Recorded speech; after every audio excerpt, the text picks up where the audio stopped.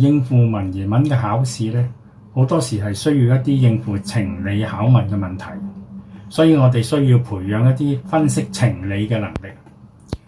以下一篇吳起選追雖然係短短嘅一篇，但係佢所需要嘅分析能力咧，幾乎喺晒度，所以唔好睇輕佢咁短啦。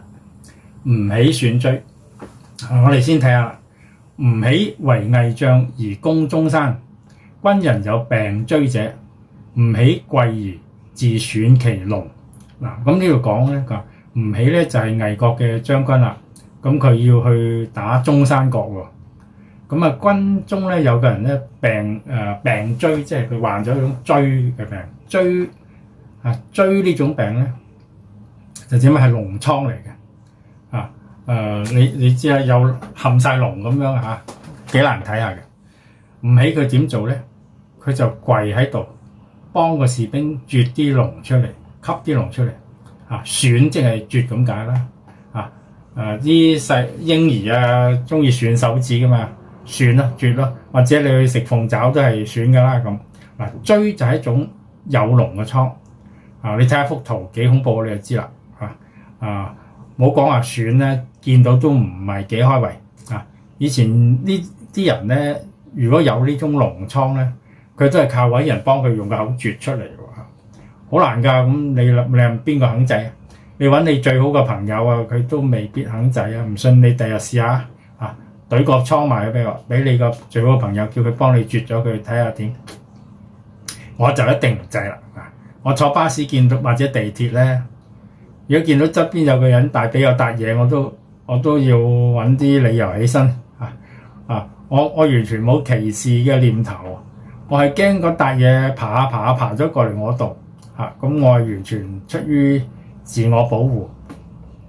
講翻吳起啦，吳起就肯制，佢咧就跪喺度幫士兵咧啜瘡。呢個瘡一定係生喺呢個士兵自己啜唔到嘅地方啦。如果自己啜到就自己啦，唔使人幫啦咁。好啦，我哋睇傷者之墓立一。人問曰：將軍於若子如是，上何為而泣？咁呢個生咗瘡嘅士兵咧，佢嘅媽咧就聽到之後咧，就即刻喺度喊。咁啲人就問啦：若呢個字係代表你咁解？將軍對你個仔這樣如是，即係這樣啦，即係好啦。將軍對你個仔咁好，你仲做咩要喊啊？咁對曰：吳起選其父之瘡而父死，今是子又將死也，是以泣。呢個媽就話啦，吳起幫佢爸爸啜嗰個追個膿瘡佢爸爸之後就死咗啦。咁依家佢又幫我個仔啜，咁我呢個仔咪就快要死咯，所以咪喊咯。咁依家個問題嚟啦，點解吳起啜嗰個就死嗰個嘅？我原本以為呢個問題咧應該好易回應嘅，一答到啦。點知我問啲 band one，個啲答案光怪陸離。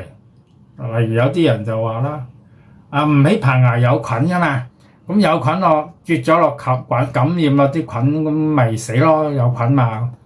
有啲就話啦，吳起棚牙好利嘅，好似鯊魚咁嘅，咁咪吉死咗佢咯。有啲就話吳起係蜥蜴人，咁有毒。總之啲答案咧就離奇古怪。咁我就覺得奇啊，點解一個咁簡單嘅答案佢哋會答成咁嘅？我諗佢哋諗嘢太過學理，可能平時咧玩得手機多，對於中國人嗰種人情世故咧，反而唔係好識。我咁等咗好耐先至有個學生講出呢個答案，咁我就覺得都幾弊喎。咁你哋應該加強下情理推敲嘅能力。如果唔係考試咧，就弊家伙啦。其實答案好簡單啫嘛。吳起係大將軍嘛，而呢個士兵係一個低級士兵，將軍幫呢個士兵啜瘡，個士兵咪好感激咯。咁感恩圖報咯。咁打仗就會好落力啦。打仗落力咪好容易死咯。咁又問啦，係咪即係唔絕冇俾佢絕個倉嗰啲就唔落嚟啊？咁又未必係。咁但係呢個係零舍落力啊嘛，零舍搏命啊嘛，咁咪好容易死咯。嗱，個老豆就咁樣死咗啦，搏命打仗，感恩圖報。咁依家又唔起又幫個仔絕喎，絕倉喎。咁呢個阿媽知道咗之後，我個仔就快又要感恩圖報去打仗，搏命打仗，咁就快又冇咗條命啦。你同時亦都可以分析下呢個阿媽嘅心理，佢有邊幾種心理咧？第一種當然係覺得哀傷啦，因為佢知道呢個仔咧將會因為感恩圖報好落力咁作戰，咁啊落力打仗，多數好多時都會死啦，死嘅機會大啦。第二當然就係憤慨喎，佢覺得呢個吳起係喺度耍緊手段，已經害死咗呢個爸爸啦，依家又想害埋我仔，收買人心，害死埋我仔。咁其實呢啲分析咧難度唔係好大，但係居然好多同學都做唔到，所以就要注意下同埋做多啲啦。我哋分析完之後就試下做下啲長問答啦。試下第一題內容理解。文中傷者之母聽聞吳起為兒子選農之後納泣，根據佢嘅回答，佢哭泣嘅真正原因係乜嘢？係什麼？是什麼？咁要用自己嘅語言去簡述喎。咁大家喺度，大家可以撳停試下喺紙上面做，然後睇我嘅答案。參考答案就係咁啦，因為佢知道吳起咁樣做係為咗施恩俾士兵啊嘛，等士兵感恩戴德，死命效忠啊。當年佢丈夫就係受過吳起嘅同樣嘅恩惠，隨後就喺戰場做拼死作戰，咁咪犧牲咗啦。依家吳起又對佢嘅仔咁樣做，佢就預見到啦，個仔不久之後咧都會為咗報恩而戰死沙場，所以佢就感到悲傷啦。問題二，人物評析與批判思維。一般人認為吳起貴而自選其農係愛護士兵嘅表現，但係從傷者之母嘅角度睇咧，呢種行為反映吳起作為將領有咩特質？你認為吳起咁樣做係真正慈悲咧，對啲士兵好啊？結合本文說明理由。咁大家又可以撳停一陣，喺紙上面做下喎。參考答案啦。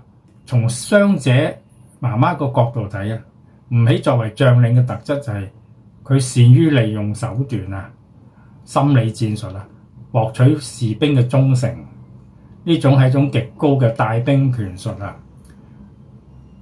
跟住我就認同傷者之母嘅角度吳起唔係單純出於憐憫，而係作為一個代價，換取士兵喺戰場上捨命相報，本質上是一種利害嘅交換，目的就係贏咗呢場戰爭，甚至係一種包藏禍心嘅手段。